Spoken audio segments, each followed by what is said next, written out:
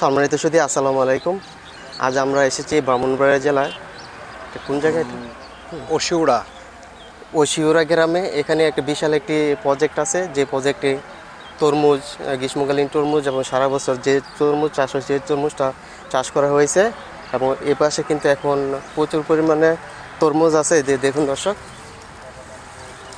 ভালো তরমুজ বিক্রি হয়েছে। এবং এই পাশটাতে প্রায় প্রায় 4-5 বিঘার মতো তরমুজ বিক্রি করা শেষ হয়ে গেছে। এবং এই পাশটাতে শশা আছে, আগেও কিন্তু শশা ছিল, ওই শশাগুলো বিক্রি করা হয়ে গেছে। এবং বিক্রি করার পর পুনরায় শশা লাগিয়ে দেওয়া হয়েছে। এবং এই শশাগুলা যখন শেষ হবে আবার শীতকালীন শশা লাগিয়ে দেবে। হ্যাঁ, আজকে এসেছি আমরা ব্রাহ্মণবাড়িয়া জেলাতে। এখানে আশাপুরাতে এখানে এসে দেখলাম যে বিশাল বড় একটা প্রজেক্ট। এই প্রজেক্টে আমরা ঘুরতে আসলাম, পরিদর্শন করতে আসলাম। কামাল জানতে পারলাম যে এখানে বিশাল একটি প্রজেক্ট আছে। আজকে এসে দেখলাম যে মালিক নিয়ে কিন্তু এখানে এই এই প্রজেক্টে যিনি দায়িত্বে আছেন, ওনার সাথে আমরা কথা বলবো এবং জানবো যে উনি এই ফসলগুলো চাষ করতেছেন এবং কী জাতের তরমুজ লাগাইছেন এবং কী পরিমাণ বিক্রি হয়েছে এবং এটার কতটুকু জায়গাতে কতটুকু গাছ চারা লাগাইছেন, গাছ লাগাইছেন এবং আইবি সম্পর্কে সকল কিছু আপনাদের জানানো হবে। ধৈর্য সহকারে আপনাদের সঙ্গে থাকুন। ধন্যবাদ। আসসালামু আলাইকুম আঙ্কেল। জি, ওয়ালাইকুম আসসালাম। আমরা তো আসলাম, দেখলাম যে বিশাল একটা প্রজেক্ট এখানে আছে, তরমুজের প্রজেক্ট দেখলাম ঘুরে ঘুরে। তো এখানে মোট বা এরিয়াটা কতটুকু জায়গার মধ্যে? 16 বিঘা। দর্শক দেখুন, 16 বিঘা জমিতে বিশাল একটি প্রজেক্ট। এই প্রজেক্টে তাহলে এই পাশটা দিয়ে দেখতেছি যে ফলন সহ তরমুজ আছে। হ্যাঁ, এটা বয়স 70 থেকে 65 দিনের বয়স। এই গাছের বয়স 70 থেকে 75 দিন, তাই না? ফল তো এখান থেকে পারে বিক্রি করেন নাই না? না, এটা এখনো সেল হয়েছে না। তা আমরা আশাবাদী যে 1-2 দিনের মধ্যে এটা সেল, 1-2 দিনের মধ্যে সেল হবে না। আর এই পাশটাতে কি ছিল? এই পাশটা পুরো তরমুজ ছিল, সেল হয়ে গেছে। এই পাশটাতে তরমুজ সেল হয়ে গেছে। এখানে এই পাশের যে জায়গাটা সেল হয়েছে, এই জায়গাটাতে কত হাজার গাছ ছিল? আনুমানিক আমাদের এখানে 1 বিঘা প্রতি হিসাব থাকে 3 থেকে 4 হাজার চারা। বিঘা প্রতি 4,000 চারা থাকে। আর আমরা জানতে চাই এবং দর্শকদের জানাতে চাই যে এই 4,000 চারা মানে বিঘা প্রতি কত টাকার মতো খরচ হয়?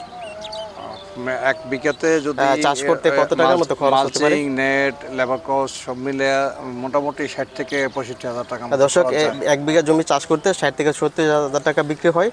আর আমরা সকলকে জানাতে চাই যে এই বিঘা প্রতি 70 হাজার টাকা খরচ দেওয়ার পর লেবার খরচ, সকল কিছু পরিবহন খরচ সহ কত টাকা বিক্রি হতে পারে? মিনিমাম 2 প্লাস করা যায়। 2 লক্ষ প্লাস টাকা বিক্রি করা সম্ভব। দর্শক, আপনারা চাইলে কিন্তু এই গ্রীষ্মকালীন তরমুজ কিন্তু চাষ করতে পারেন এবং অল্প সময়ে অধিক পরিমাণ লাভবান হওয়ার মতো একটা সুযোগ আছে। শুধু দর্শক দেখুন, এ পাশে কিন্তু আরেকটা জমি অলরেডি বিক্রি করার উপযুক্ত হয়ে গেছে।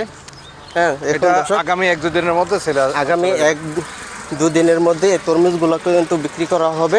দেখুন দর্শক, সাইজ হয়ে গেছে।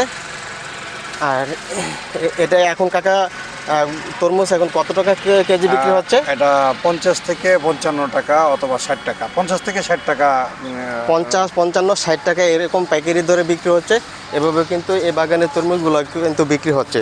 দেখুন দর্শক, সবচেয়ে মজার বিষয়, সবচেয়ে আকর্ষণীয় বিষয় হচ্ছে দুইটা বেড মিলে কিন্তু সহজ, একদম সহজ পদ্ধতিতে 4 ফিটের মালচিং সহজ পদ্ধতিতে কিন্তু বাঁশের কঞ্চে কাঠি দিয়ে দিছে এবং উপরে জাল নেট বিছিয়ে দিছে। নেটের মধ্যে কিন্তু গাছগুলো বেড়ে গেছে। আর আমরা সচরাচর এই গ্রীষ্মকালীন তরমুজ কিন্তু চাষ করে এভাবে মাচা দিয়ে ইউ শেপের মাচা একটু উঁচা করে, কিন্তু এটা এভাবে কিন্তু উঁচা করে না। এটা কিন্তু একদম সহজ, সিম্পল পদ্ধতি, কম খরচ। সবচেয়ে আকর্ষণীয় বিষয় এবং মজার বিষয় এবং শিক্ষণীয় বিষয় হচ্ছে এটা একদম কম খরচ। এর চেয়ে আমি কোনো সহজ পদ্ধতি আজ পর্যন্ত দেখি নাই। আপনাদের কিন্তু এই পদ্ধতিটা অ্যাপ্লাই করতে পারেন দর্শক। আর আমি কিন্তু একজন চাষি, সেই হিসাবে আমি কিন্তু কখনোই এভাবে করিনি বা এই পদ্ধতিটা আমার জানা ছিল না। আমিও জানলাম এবং আপনাদেরকেও জানাতে চাচ্ছি যে এই পদ্ধতিটা যদি করেন তাহলে কিন্তু আপনারা সহজ পদ্ধতিতে এবং কম খরচে অল্প সময়ে মাচার ব্যবস্থা করতে পারবেন। এত সহজ, ইজিতে। প্রত্যেকটা প্রায় 2.5 হ্যাঁ, এখানে 2.5 থেকে 3 কেজি একটা তরমুজ। কোন ক্ষেত্রে 4 কিলো, 3-4 কিলো পর্যন্ত হয়। এক কিলো যদি 50-60 টাকা, তাহলে কিন্তু প্রত্যেকটা তরমুজ 150 থেকে 200 টাকা পর্যন্ত বিক্রি হচ্ছে। এখানে দেখার বিষয় হচ্ছে যে আপনি যখন 3,000-4,000 গাছ লাগবেন। প্রতি গাছে যদি একটি করে গাছও থাকে তাহলে কিন্তু এক একটা গাছ থেকে যদি আপনি 100 টাকা একটা তরমুজও বিক্রি করেন তাহলে কিন্তু মোটামুটি 2.5 থেকে 3 লক্ষ টাকার তরমুজ বিক্রি হয়ে সকল খরচা বাদ দিয়েও কিন্তু আপনার 2.5 লাখ 3 লাখ 2.5 লক্ষ টাকা কিন্তু বিক্রি করা সম্ভব। তো দর্শক আমরা যারা বেকার আছি এবং শিক্ষিত আছি আমরা কিন্তু 1 বিঘা যাদের অল্প জমি আছে অথবা কিছু জমি লিজ থাকে বাংলাদেশে প্রচুর যে জমি পতিত পড়ে আছে, কিন্তু সেই পতিত জমিগুলো কিন্তু আমরা পরিশ্রমের বয়ে মনে করি কৃষিকাজ অনেক অধিক পরিশ্রম, কিন্তু পরিশ্রম হলে কিন্তু আমরা কিন্তু বেকারত্বটা কিন্তু এখান থেকে গুছাতে পারি। দর্শক এভাবে কিন্তু কেউ পরিকল্পনা করে না। আমি কিন্তু আপনাদের দোহায় পড়ালেখা করেছি, পড়ালেখা করার পরে কিন্তু কৃষির সাথে জড়িত আছি, তারপরে কিন্তু আমার এই পেশাটাকে ভালো লাগে, সেই বিষয়টাকে আপনাদের সাথে তুলে ধরতেছি। দেখুন দর্শক, আপনারা চাইলে কিন্তু এরকম একটা তরমুজ ওয়েবসাইটগুলিতে চাষ করতে পারেন। আপনারা দেখুন দর্শক, দেখুন কি পরিমাণ ফলন আসলে আপনারা বলবেন যে ফলন আসছে। তাও এই ধরেন বর্তমান পরিস্থিতি আবহাওয়াটা ওই অনুকূলে না থাকার কারণে যদি বর্তমানের আবহাওয়া অনুকূলে পরিস্থিতি থাকলে খারাপ, আরো আবহাওয়া ভালো ফলন অনুকূলে না আশা করা থাকার যেত। পরও কিন্তু ধরুন কিন্তু এখানে বা আরো বড় সাইজগুলি আরো বড় হইতো। প্রচুর পরিমাণ তরমুজ আছে, দেখলে আপনারা অবাক হবেন। সমস্ত তরমুজ কিন্তু সবগুলো কিন্তু দেখা যায় না, যে এই যে পাতার নিচে তরমুজগুলো আছে দেখুন দর্শক, এবং এদিকে লক্ষ্য করুন, দেখুন প্রচুর তরমুজ।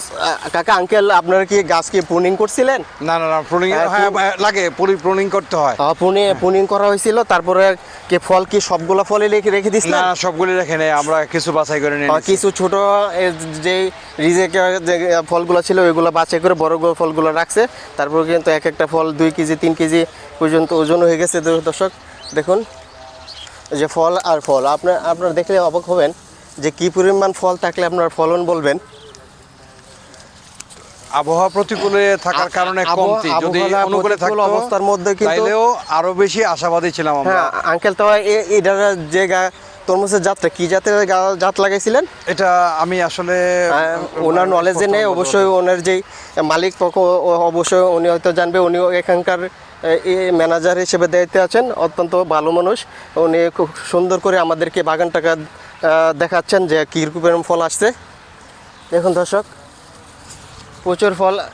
আমি নিজেই দেখে মুগ্ধ হয়ে গেছি এবং অবাক হয়ে গেছি যে এত সুন্দর করে, এত সুন্দর ব্যাট করে তরমুজ করা যায় এই বর্ষাকালে এত বৃষ্টির মধ্যে এবং খরার মধ্যে।